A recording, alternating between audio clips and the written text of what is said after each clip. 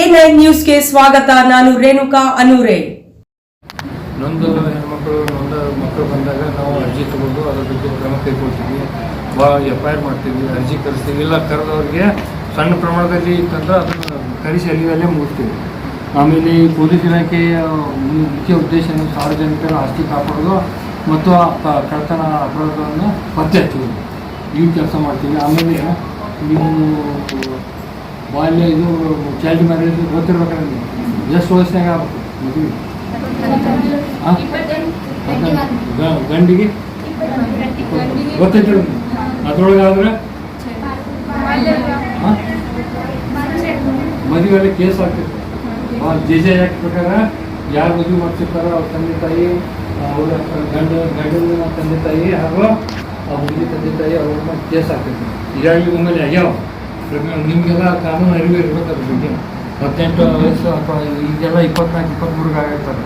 ಅದ್ರ ಬಗ್ಗೆ ನಿಮ್ಗೆ ಅದ್ರ ಬಗ್ಗೆ ನಾಲೆಜ್ ಇರ್ಬೇಕು. ಅದ್ರೊಳಗೆ ಆದ್ರೆ ಬಾಲ್ಯ ವಿವಾಹ ಕಾಯ್ದೆ ತಡಿ ಒಳಗೆ ನೀವು ಏನಾಗ್ತೈತಿ ಕೇಸ್ ಆಗ್ತೈತಿ. ಅದಕ್ಕೆ ಆಮೇಲೆ ಆ ಮೊಬೈಲ್ ಬಗ್ಗೆ ಮೇಡಮ್ ಅವ್ರು ಹೇಳಿದ್ರು, ಅದು ಎಲ್ಲ ನಿಮ್ಮ ನಂಬರ್ ತೊಗೋತಾರೆ ಫಸ್ಟ್. ಆಮೇಲೆ ಏನು ಮಾಡ್ತಾರೆ, ನಿಮ್ಗೆ ಚಾಟ್ ಮಾಡೋಕ್ಕೆ ಮಾಡ್ತಾರೆ. ಆಮೇಲೆ ನೀವು ಫೋಟೋ ಕಳ್ಸಂತಾರೆ, ರೀಲ್ ಕಳ್ಸಂತಾರೆ. ಅವನ್ನೆಲ್ಲ ಅಪ್ಲೋಡ್ ಮಾಡಿ ಈಗೆಲ್ಲ ಯಾರು ಕೊಟ್ಟು ಯಾರೇ ಜಾಯಿಂಟ್ ಮಾಡಿ ಅದನ್ನು ಸೋಷಿಯಲ್ ಮೀಡಿಯಾದಾಗ ಬಿಡ್ತಾರೆ. ನಾನು ನಿನಗೆ ಇದು ಮಾಡ್ತೀನಿ, ಹಂಚಿಕೆ ಹಾಕಿ ಏನು ಮಾಡ್ತಾರೆ, ನನ್ನ ಹತ್ರ ಬರಲಿಲ್ಲ ಅಂದ್ರೆ ನಿಮಗೆ ಇದು ಸೋಷಿಯಲ್ ಮೀಡಿಯಾದಾಗ ಬಿಡ್ತೀನಿ ಅಂತ ಹೇಳ್ತಾರೆ.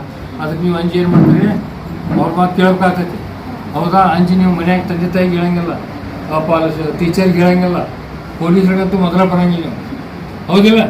ಅದಕ್ಕೆ ನೀವು ಅದಕ್ಕೆ ಮೊದಲೇ ಹುಷಾರಿದ್ರೆ ಏನಾಗ್ತೈತಿ, ಇಂಥವು ಅಪರಾಧಗಳು ಆಗಂಗಿಲ್ಲ, ನಿಮ್ಮ ಲೈಫ್ನೂ ಸೆಟ್ಲ್ ಆಗ್ತೈತಿ. ನೀವೆಲ್ಲ ಎದಕ್ಕೆ ಬಂದಿರಿ ಇಲ್ಲೆಲ್ಲ? ನಾಳೆ ಏನಾದರೂ ನಾವು ಒಂದು ಸಾಧನೆ ಮಾಡಿ ಒಂದು ನನ್ನ ಕಾಲದಾಗ ನಿಂತ್ಕೋಬೇಕು, ನಮ್ಮ ತಂದೆ ತಾಯಿ ನೋಡ್ಬೇಕು ಅನ್ನೋ ಉದ್ದೇಶದಿಂದ ಬಂದಿರಲ್ಲ.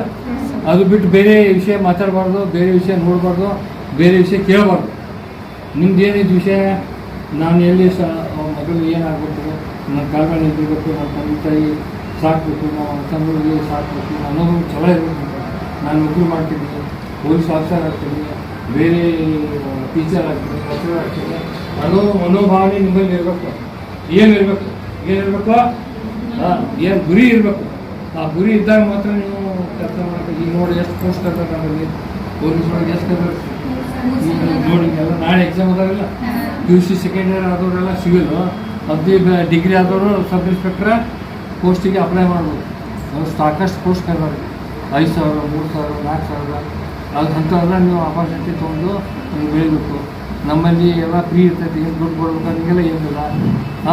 ಎಕ್ಸಾಮ್ ನಿಮ್ಮದು ಟ್ಯಾಲೆಂಟ್ ಏನೈತಿ ಅದನ್ನು ಉಪಯೋಗಿಸಿದ್ರೆ, ಎಕ್ಸಾಮ್ ಬರೆದ್ರೆ, ಫಿಸಿಕಲ್ ಪಾಸ್ ಆದ್ರೆ ಅದು ನೌಕರಿ ನಿಮ್ಮ ಫ್ರೀ ನಿಮ್ಮ ಮನೆ ತನಕ ಬರ್ತೈತಿ. ಅದು ತಿಳ್ಕೊಬೇಕು ನೀವು. ಅದು ಬಿಟ್ಟು ನಡುವೆ ಎಜುಕೇಷನ್ ಕೊಲ್ಯಾಪ್ಸ್ ಮಾಡೋದು, ನನಗೆ ಈಗಂಗಿಲ್ಲ ಅಂತ ಅಂದವ್ರು ಯಾರು ಇದು ಆಗಂಗಿಲ್ಲ, ಸಕ್ಸಸ್ ಆಗಂಗಿಲ್ಲ. ಫೇಲ್ ಆದ್ರೂ ಯಾರು ಬೆನ್ನು ಹತ್ತಾರಲ್ಲ ಅವ್ರು ಸಕ್ಸಸ್ ಆಗ್ತಾರೆ, ಅವ್ರ ಗುರಿ ಸಾಧಿಸ್ತಾರೆ. ಮತ್ತು ಇನ್ನೊಂದು ನಿಮ್ಮ ಪೇರೆಂಟ್ಸ್, ನಿಮ್ಮ ಫಾದರ್ಗೆ, ನಿಮ್ಮ ಪೇರೆಂಟ್ಸ್ಗೆ, ನಿಮ್ಮ ರಿಲೇಟಿವ್ಗೆ ಯಾರಾದ್ರೂ ನೌಕರಿ ಹಚ್ಚಿ ಕೊಡ್ತೀನಿ ಮತ್ತು ದುಡ್ಡು ಕೊಡ್ರಿ, ಪೊಲೀಸ್ ಭರ್ತಿ ಅದಾವನ್ನ ಎಲ್ಲ ಮಾಡಿಸ್ತೀನಿ ಅಂದ್ರೆ ಅದೆಲ್ಲ ನಂಬಕ್ಕೆ ಹೋಗ್ಬೇಡ್ರಿ. ನೀವೆಲ್ಲ ಎಕ್ಸಾಮ್ನಾಗ ಫಸ್ಟ್ ಕ್ಲಾಸ್ ಇದು ಆತಂದ ರಿಸಲ್ಟ್ ಅಂದ್ರೆ ನಮ್ಮ ಸರ್ಕಾರ ಫ್ರೀಯಾಗಿ ನಿಮ್ದು ಔಟ್ಡೋರು ಇಂಡೋರು ಎಕ್ಸಾಮ್ ಎಲ್ಲ ಚಲೋ ಮಾಡ್ಕೊರಿ. ಅವೆಲ್ಲ ನಡುವಿನವರು ಮಧ್ಯವರ್ತಿಗಳ ಮ್ಯಾಗ ಯಾರು ಬಲಿಯಾಗಕ್ಕೆ ಹೋಗ್ಬಾರ್ರಿ, ಯಾರು ನೌಕರಿ ಹಚ್ಚಂಗಿಲ್ಲ, ಈಗೆಲ್ಲ ನಡೆಯಂಗಿಲ್ಲ. ನಿಮ್ಮ ಪೇರೆಂಟ್ಸ್ಗೆ, ನಿಮ್ಮ ರಿಲೇಟಿವ್ಗೆ ಯಾರು ದುಡ್ಡು ಕೊಟ್ಟು ಮೋಸ ಮಾಡುವಂಥ ಚಾನ್ಸಸ್ ಐತಿ ಈ ಸಿಚುವೇಶನ್ದಾಗ. ಸ್ವಲ್ಪ ಅಲರ್ಟ್ ಆಗಿದ್ದು ಯಾರಿಗೂ ಅಂತ ಇದು ಮಾಡಕ್ಕೆ ಹೋಗ್ಬೇಡ್ರಿ. ಚಂದಾಗಿ ಎಕ್ಸಾಮ್ ಬರೀರಿ, ನೀವೆಲ್ಲ ಮಾಡಿರಿ. ಮತ್ತು ನೀವು ಯಾರು ಹುಡುಗರು ಲವ್ ಮಾಡ್ಕೊಂಡಾಗ ಫೋಟೋ ತೊಗೊಂಡಿರ್ತಾರಲ್ಲ, ಅವು ಸೋಷಿಯಲ್ ಮೀಡಿಯಾಗ ಅಪ್ಲೋಡ್ ಮಾಡಿ ಆಮೇಲೆ ಎಷ್ಟೋ ಡಿಗ್ರಿ ಹುಡುಗರ ಅಳ್ಕೋತ ಬರ್ತಾವೆ ಸ್ಟೇಷನ್ದಾಗ. ಅವರು ಚಲೋ ಇದ್ದಾಗ ಅದಕ್ಕೆ ಯಾವುದೂ ಇಂಥದಕ್ಕೆ ಬಲಿ ಹಾಕಕ್ಕೆ ಹೋಗ್ಬೇಡ್ರಿ. ನೀವು ಒಟ್ಟು ಯಾರನ್ನೂ ನಂಬಕ್ಕೆ ಹೋಗ್ಬೇಡ್ರಿ. ಹುಡುಗ್ರಿ ನೋಡ್ರಿ, ನೀವು ಚಂದಾಗಿ ಓದ್ರಿ, ನೀವು ಗುರಿ ಮುಟ್ರಿ. ನೀವು ಆಮೇಲೆ ನೀವು ಯಾರನ್ನು ಬೇಕಾದ್ರೆ ಲವ್ ಮಾಡಿ ನೀವು ಬೇಜಾರು ನಿಮ್ಮ ಬುದ್ಧಿ ಇದು ಆಗಿರ್ತೈತೆ, ಅವಾಗ ತಿಳುವಳಿಕೆ ಬಂದಿರ್ತೈತೆ ಯಾವ ವ್ಯಕ್ತಿ ನಂಬಬೇಕು, ಯಾವ ವ್ಯಕ್ತಿ ನಂಬರ್ ಬರ್ತೇಳಿ. ಅದಕ್ಕೆ ನೀವು ಆದಷ್ಟು ಜಾಗ್ರತೆಯಿಂದಿರಿ, ಯಾರು ಮೋಸಕ್ಕೆ ಒಳಗಾಕ ಹೋಗ್ಬೇಡ್ರಿ. ಫೋಟೋ ಗೀಟೋ ಅವ್ರು ಹುಡುಗರ ಜೊತೆ ಎಲ್ಲಿನೂ ತಗೊಳಕ್ಕೆ ಹೋಗ್ಬೇಡ್ರಿ. ಆಮೇಲೆ ಏನು ಮಾಡ್ತಾರೆ ಅವರು, ಸೋಷಿಯಲ್ ಮೀಡಿಯಾಕ್ಕೆ ಅಪ್ಲೋಡ್ ಮಾಡಿ ನಿಮ್ದು ಇದು ತರುವಂಥದ್ದು ಚಾನ್ಸಸ್ ಇರ್ತೈತಿ. ಅದಕ್ಕೆ ದಯವಿಟ್ಟು ಅದರ ಬಂದು ಎಂತ ಜಾಗೃತಿ ಆಗಿರಿ.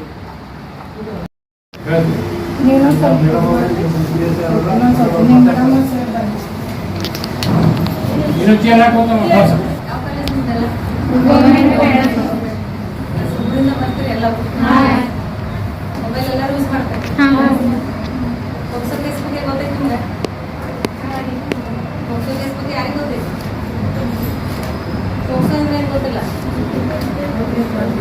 ಪೋಕ್ಸೋ ಅಂದ್ರೆ 18 ವರ್ಷದ ಮಕ್ಕಳ ಮೇಲೆ ಯಾವುದಾದ್ರೂ ಏನಾದರೂ ಯಾರಾದ್ರೂ ಹುಡುಗರು ಚುಡಾಯಿಸಿದ್ರು ಅದು ಏನಾದರೂ ಆದ್ರೆ 2012ರಲ್ಲಿ ಪೋಕ್ಸೋ ಆ್ಯಕ್ಟನ್ನು ಜಾರಿಗೆ ತಂದರು.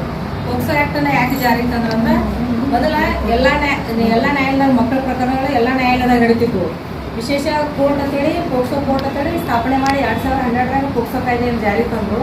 ಪೋಕ್ಸೋ ಕಾಯ್ದೆಯನ್ನು ಜಾರಿಗೆ ತರುವ ಉದ್ದೇಶ ಏನು, ಮಕ್ಕಳ ಮೇಲೆ ಆದ ಪ್ರಕರಣಗಳನ್ನು, ಮಕ್ಕಳು ಪ್ರಕರಣ ಆಗಿರ್ತಾವಲ್ಲ ಜಲ್ದಿ ಇತ್ಯರ್ಥ ಆಗಿ 1 ವರ್ಷದೊಳಗನ ಅದು ಪ್ರಕರಣ ಇತ್ಯರ್ಥ ಆಗ್ಬೇಕು ನ್ಯಾಯಾಲಯದಾಗ ಇರ್ತಾರೆ. ಅದ್ರ ಸಲುವಾಗಿ ಸಪ್ರೇಟ್ ಪೋಕ್ಸೋ ಆ್ಯಕ್ಟನ್ನು ಜಾರಿಗೆ ತಂದು ಮಕ್ಕಳಿಗೆ ಅನುಕೂಲ ಆಗ್ಲಿಕ್ಕೆ ಮಾಡ್ಯಾರದಲ್ಲ. 18 ವರ್ಷದ ಒಳಗೆ ಇವೆಲ್ಲ 18 ವರ್ಷದ ಮ್ಯಾಗಿದ್ದವ್ರು ಇದಾರಲ್ಲ. 18 ವರ್ಷದ ಮ್ಯಾಗಿದ್ದವ್ರು ಅಂದ್ರೆ ನೀವೇನು ಮಾಡ್ತೀರಿ, ಕಾಲೇಜ್ ಬರ್ತಿರ್ತೀರಿ, ಯಾರ ಹುಡುಗರು ಪರಿಚಯ ಆಗೋದು, ಅವ್ರ ಜೋಡಿ ಮಾತಾಡೋದು, ಹಂಗೆ ನಂಬರ್ ಎಕ್ಸ್ಚೇಂಜ್ ಮಾಡೋದು, ಅವ್ರ ಜೋಡಿ ಮಾತಾಡೋಣ, ಹಂಗೆ ನಿಮ್ದು ಲವ್ ಸ್ಟಾರ್ಟ್ ಆಗತ್ತೆ. ಲವ್ ಸ್ಟಾರ್ಟ್ ಆಗೋಣ ಏನು ಮಾಡ್ತಾರ, ನಿಮ್ನೆಲ್ಲ ಅವರು ನಿಮ್ಗೆ ಇದು ತಿಳ್ಕೊಂಡು ಕಿಸಿಂದ ತಾಯಿ ತಂದೆ ಕೊಡ್ಲಾರ್ದಂಥ ಪ್ರೀತಿಗಳನ್ನು ಕೊಡ್ತಾರೆ. ನಿಮ್ಗೆ ಏನು ಬೇಡದ್ರು ಕೊಡಿಸ್ತಾರೆ ಅವರು.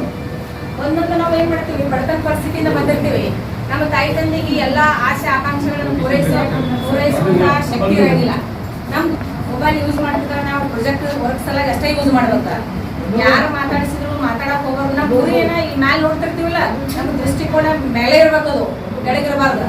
ನಾವು ಓದಿ ತಾಯಿ ತಂದೆಗೆ ಒಳ್ಳೆ ಮಕ್ಕಳಾಗಿ ಒಂದು ಲೈಫಲ್ಲಿ ಏನಾರ ಅಚೀವ್ ಮಾಡ್ಬೇಕಂತ ನಮ್ದು ಉದ್ದೇಶ ಇರ್ತೈತಿಲ್ಲ. ಇಲ್ಲಿ ನಮ್ಮ ಮಹಿಳಾ ಪೊಲೀಸ್ ಸ್ಟೇಷನ್ಗೆ ಏನ್ ಕೇಸ್ ಬರುತ್ತೆ ಗೊತ್ತನ, ಬರೀ ಅವ್ರು ಲವ್ ಮಾಡಿದೆ, ಇವ್ರು ಲವ್ ಮಾಡಿದೆ, ಲವ್ ಬ್ರೇಕಪ್.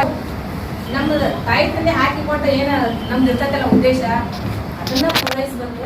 ನಮ್ಮ ಗುರಿ ಮುಟ್ಟು ಕಡೆ ನಾವು ಲಕ್ಷ್ಯ ಕೊಡ್ಬೇಕಾಗ್ತೈತಿ.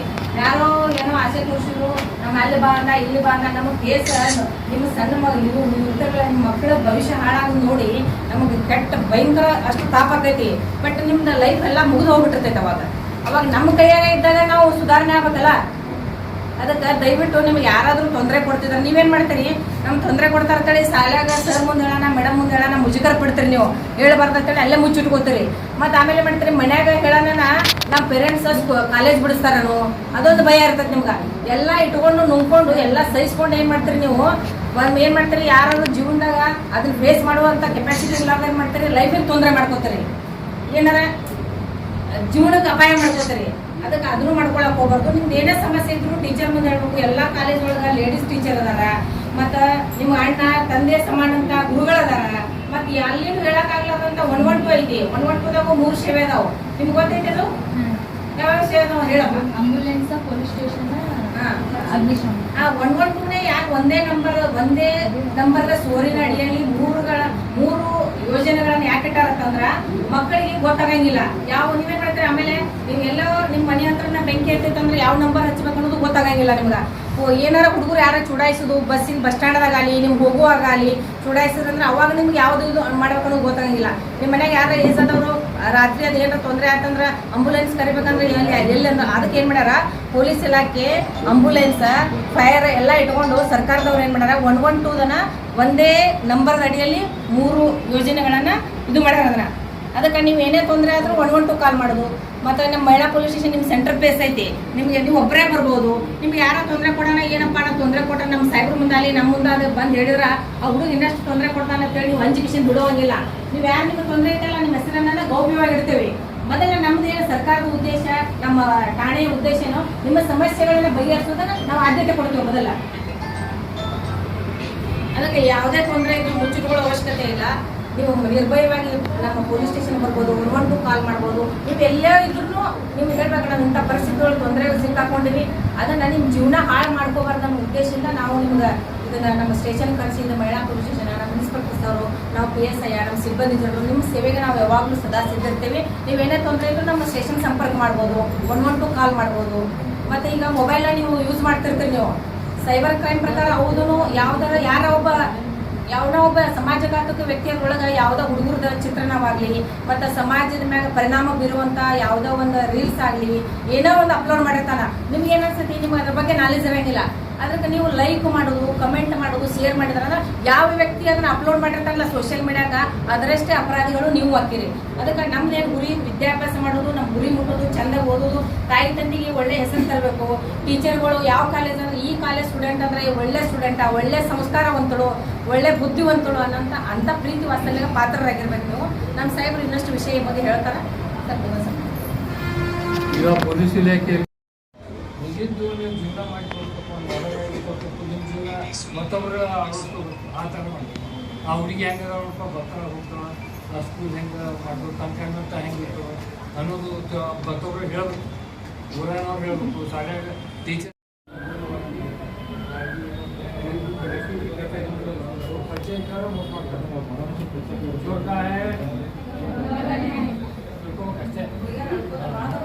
ನಮ್ಮ ಬಗ್ಗೆ ಈಗೆಲ್ಲ ಗೊತ್ತಾಗ ದಿವಸ ಅವ್ರು ಬಿಡಬಾರ್ದಿಂದ ಅವ್ರು ಬಂದು ಮೊದಲು ಆಗೋಕ್ಕಿಂತ ಮೊದಲು ಘಟನೆ ಆಗುತ್ತೆ ನಾವು ಹೆಸರು ಆ ನಿಮ್ಯಾಗ ನೀವು ಏನು ಮಾಡಕ್ಕೆ ಬರೋದ್ರಿ, ನಾವು ಏನು ಮಾಡಕ್ಕೆ ಬರೋಂಗಿಲ್ಲ. ನಾವು ಕಾನೂನು ಪ್ರಕಾರ ಕ್ರಮ ಜರುಗಿಸ್ತೀವಿ. ನಿಮ್ಮ ಜೀವನ ಲೈಫ್ ಸ್ಟಾರ್ಟ್ ಆಗ್ತದೆ, ಹೌದಾ?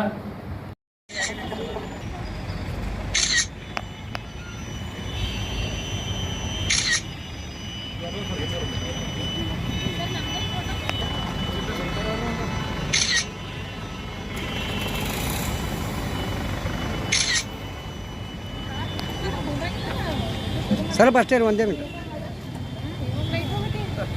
ರೊಟ್ಟಿ